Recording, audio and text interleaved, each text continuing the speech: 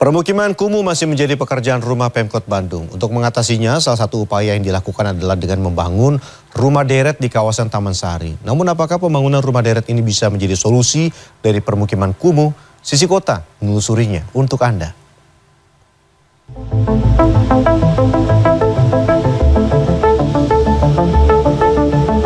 Salah satu faktor sebuah wilayah dikategorikan sebagai permukiman kumuh adalah jumlah rumah tidak layak huni. Di Kota Bandung, melansir dari Open Data Bandung 2021, Kecamatan Bojong Loa Kidul menjadi salah satu kecamatan dengan jumlah rumah tidak layak huni tertinggi di Kota Bandung. Jumlahnya mencapai 425 rumah. Secara keseluruhan, terdapat 18.000 rumah kurang layak huni di Kota Bandung. Kategori rumah itu diantaranya dilihat dari ketahanan konstruksi, luas per kapita, hingga akses sanitasi. Salah satunya adalah Rumah Anissa di Kampung Nyengseret, Kelurahan Situsaeur, Kecamatan Bojong Loa Kidul, Kota Bandung. Ia sudah tinggal di permukiman kumuh ini sejak tahun 70-an. Dalam rumah dengan ukuran 2 x 5 meter, Anissa yang berprofesi sebagai buruh pembuat amplop hidup bersama suami, 5 anak, dan 3 cucu. Emang sekarang gimana kondisi air di sini? Airnya kotor, gak bisa dipakai buat, ya bisa tapi buat cuci aja, buat minum itu beli gitu aja, enggak itu. Kalau MCK-nya sendiri? Umum. Salah satu upaya Pemkot Bandung untuk menatap pemukiman kumuh adalah dengan membangun rumah deret di kawasan Taman Sari, Bandung Wetan. Pembangunannya diinisiasi sejak tahun 2017, namun pada tahun 2020 proses pembangunan dimulai. Ya sebenarnya tersebar lah di 30 kecamatan Kota Bandung. Cuman memang kan Taman Sari ini kan saya pikir merupakan salah satu kawasan yang strategis ya, tengah kota. Malah di beberapa kawasan pendidikan yang merupakan salah satu perguruan tinggi ternama juga di Bandung seperti itu.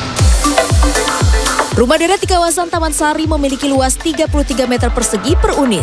Terdiri dari 1 kamar tidur, kamar mandi, dapur, ruang tamu, serta mezanin. Sejumlah fasilitas juga disiapkan seperti area ruang publik, masjid, hingga tempat belajar untuk anak. Pada pembangunan tahap pertama, Pemkot Bandung menyiapkan sebanyak 191 unit rumah yang dibagi dalam 2 gedung yang disiapkan untuk warga terdampak penataan di Taman Sari. Ditargetkan, rumah deret ini bisa mulai ditempati pada akhir tahun 2023. Bangunan yang hampir rampung ada Tower A dan juga ada Tower C di depan saya, dan kedua tower ini dihubungkan dengan jembatan yang saya gunakan ini karena memang di Tower C ini tidak ada fasilitas lift sehingga masyarakat bisa masuk ke Tower A untuk naik lift kemudian menyeberang dengan menggunakan jembatan ke Tower C yang jumlahnya memang hanya sedikit, hanya ada 18 unit yang bisa langsung menghadap ke Jalan Layang Pasupati. Namun dalam pembangunannya masih menyisakan penolakan warga. Eva Eriani Effendi yang berusia 53 tahun dan berprofesi sebagai pekerja serabutan masih bertahan di kawasan pembangunan rumah deret. Ketika rumahnya dan rumah-rumah lainnya di RW 11 tersebut diratakan oleh pemerintah pada tahun 2020, Eva kemudian membangun kembali rumahnya sendiri. Kini tinggal rumah itulah satu-satunya yang bertahan. Bagi Eva yang tinggal di sana bersama keluarganya sejak tahun 1970, kawasan rumahnya dulu itu tidak kumuh dan pembangunan rumah deret bukanlah solusi dari kekumuhan. Bagaimana masyarakatnya, apakah itu tidak menjadikan kekumuhan baru? Bagaimana ini di tengah kota dibilang akan menjadikan solusi rumah warga yang tadinya kumuh jadi bagaimana?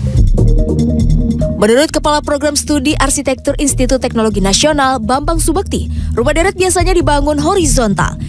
Namun dalam hal rumah deret Taman Sari yang berbentuk vertikal, Bambang menilai Pemkot berusaha melakukan pendekatan yang berbeda untuk mengatasi kekumuhan yang ada di kawasan tersebut. Bambang melanjutkan, lingkungan yang kumuh terjadi akibat ketimpangan antara jumlah orang dan luas lahan. Karenanya, agar luas lahan dapat bertambah, solusinya adalah membangun perumahan secara vertikal. Dengan demikian, di kawasan tersebut akan tercipta banyak ruang terbuka yang bisa dimanfaatkan warga untuk berbagai aktivitas. Namun, setelah dibuat vertikal, rumah-rumah itu seringkali memiliki wajah yang kusam sehingga menciptakan kekumuhan baru. Menurutnya, hal itu disebabkan oleh pengelolaan yang buruk. Begitu kamar mandi yang di atas nggak beres kan akibatnya ke bawah, gitu. Itu yang jadi persoalan. Nah itu kan harus dikelola dengan baik. Terus misalnya kalau air bersih tidak lancar, gitu. Ya, yang di bawah barangkali masih punya solusi, dia bisa membeli air ya galonan begitu. Tapi kalau yang di atas ya siapa yang mau ngangkat? Pengelolaan itu harus dilakukan oleh pemerintah dalam jangka waktu setahun ketika warga mulai menempati rumah baru tersebut. Dengan pengelolaan yang baik, maka rumah deret bisa menjadi solusi untuk permukiman kumuh dengan tidak menciptakan kekumuhan yang baru. Tim Liputan CNN Indonesia, Bandung, Jawa Barat.